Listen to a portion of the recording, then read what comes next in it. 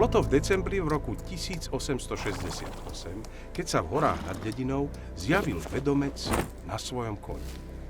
Jeden miestny ožran tvrdil, že videl, ako vedomca vypľulo zo samotnej zeme ako takého vzkriesenca.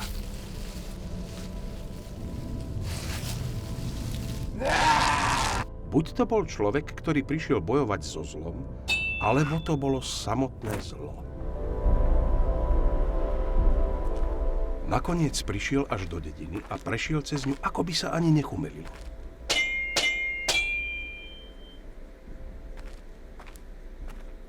Vedomec vraj mieril k zakázanej jaskyni a odvtedy ho nikto viac nevidel.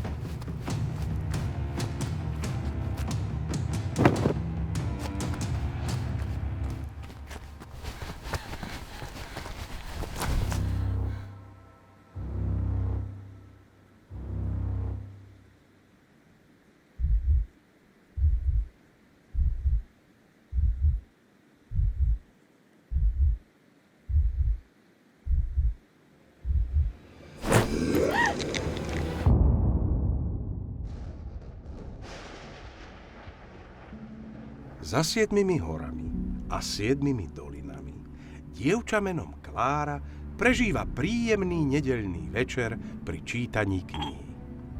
Má za sebou pokojný víkend a naberá energiu, aby pracovný týždeň mohla začať s úsmevom na tvári. No keby len tušila, že sa jej úsmev hneď ráno vytratí.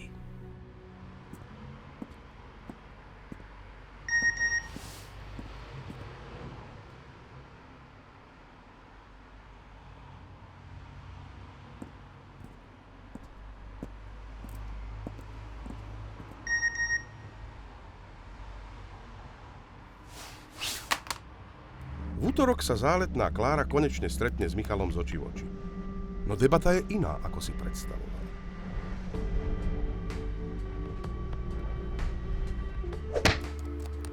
Streda na tom nie je o nič lepšie.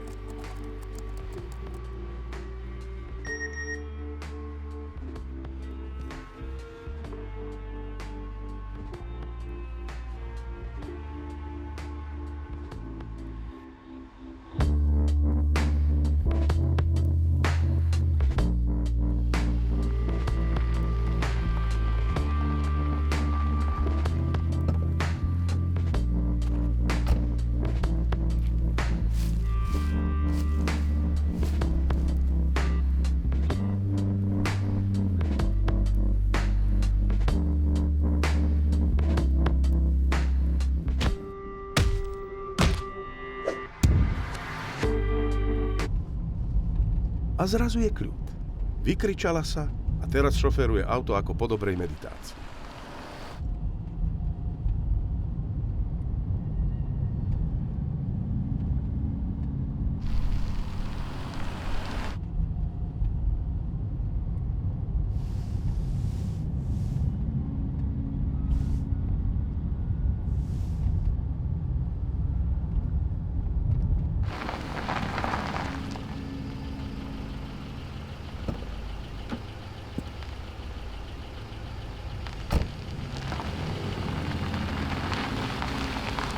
Klára šoferuje auto po dobre známej ceste, pomaly a potichu. A stopárka sediaca vedľa nej veľa vody rozhovorom tiež nenamúti.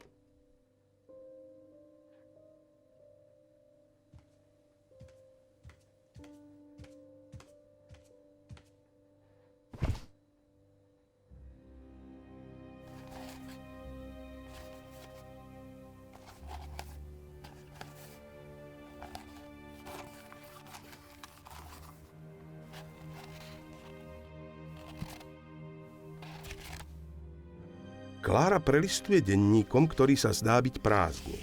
Ale človek by nemal súdiť od pohľadu. Nakoniec na jednej stránke nájde predsa len niečo napísané.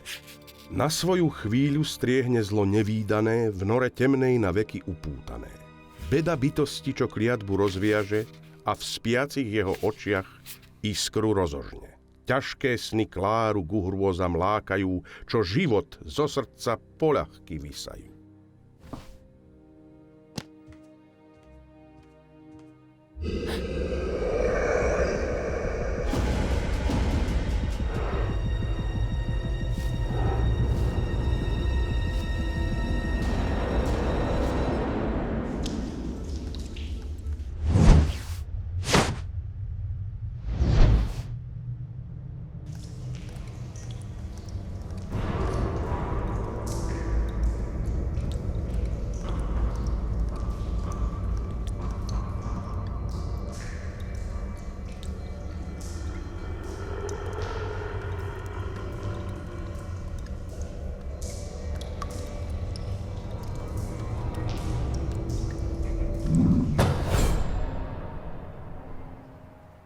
Vo štvrtok sa Klára zobudí po ďalšom podivnom sne. Vo všetkých sa zatiaľ objavila jaskyňa a nejaká divná mátoha v čiernom. Prečo ju tieto nočné mory trápia? Klára vôbec netuší.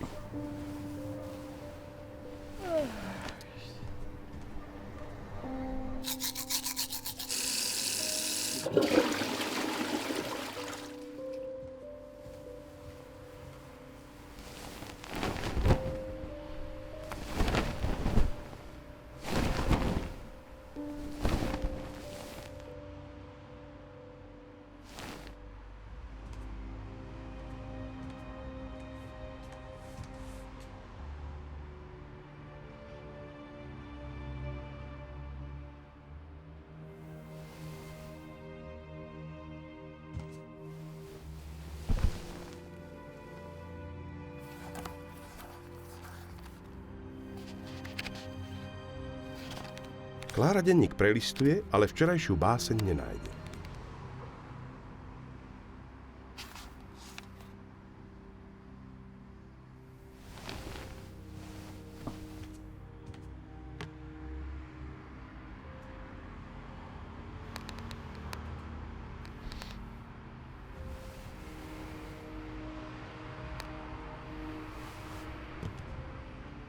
Klára vie, že by na to miesto so snou nemala ísť, ale poznáte to. Zakázané ovocie chutí najlepšie.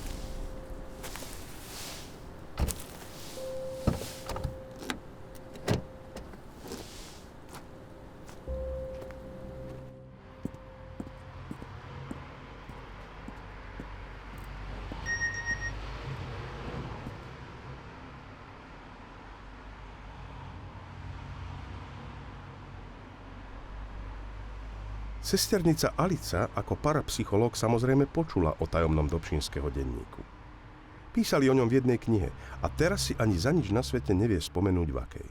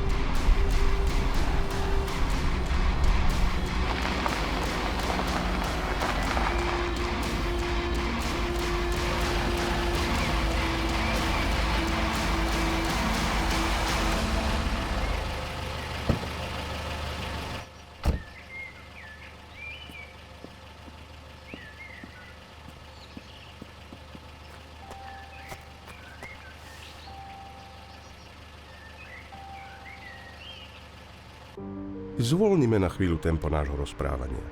Alica si konečne spomenula, kto písal od občínskeho denníku a v malom knihkupectve hľadá knihu spisovateľa Alfonza Habschuta.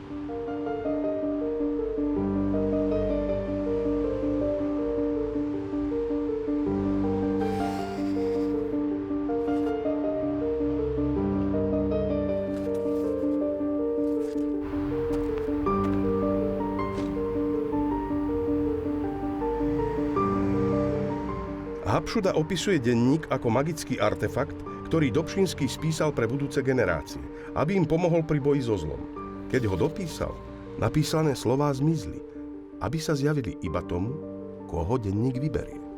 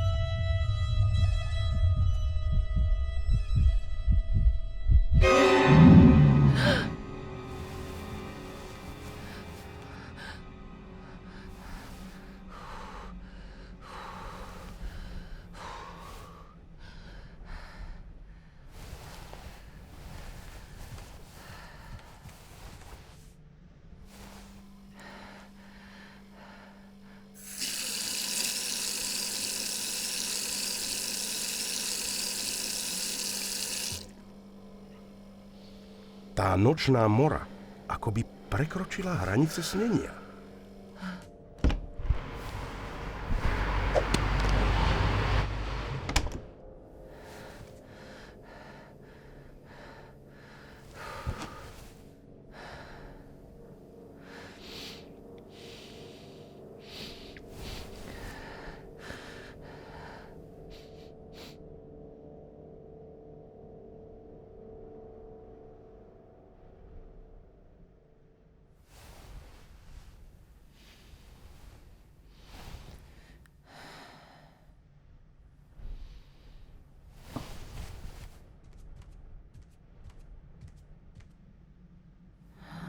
Denník sa vrátil. Na druhej strane mesta ponocuje aj Alica. To, čo sa dozvedela z Hapšudovej knihy, jej nedovolí spať. Píše preto správu Kláre, aby sa s denníkom nezahrávala a priniesla jej ho.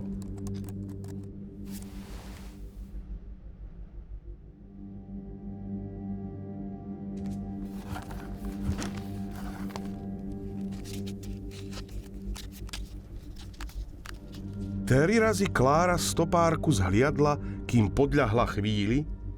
Zostal jej denník, čo otvára brány prastarej sily. Klára vydesená triasla sa pred slabými dverami. Niekto na ne búchal prudko 3 drsnými ranami. Má strach, že jej ublíži, ako by znala, že mátoha sa blíži.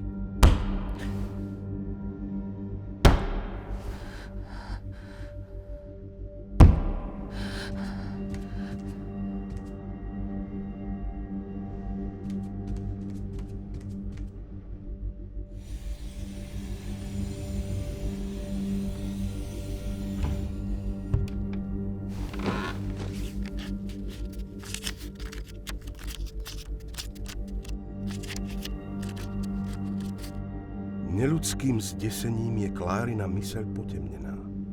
Keby len tušila, že mátoha nocou zahalená, jej strachom sa živí a nad dušou jej získava stále viacej sily.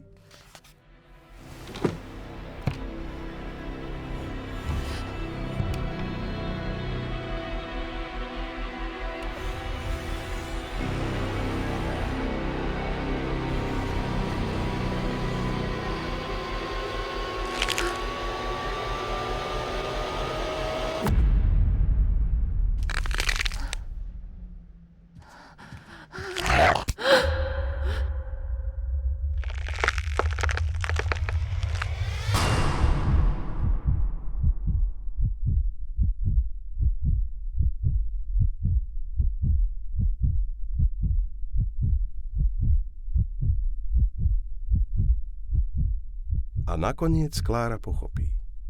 Je to jej myšlienka, ktorá v nej skrsla a hoci ju nechcela, vracala sa vždy znovu a znovu. V práci, v aute, na ulici. To ona jej vháňala slzy do očí. To ona dvíhala jej päsť. To ona jej nedala spať. Ako memento na to, čo hrozné mohla vykonať.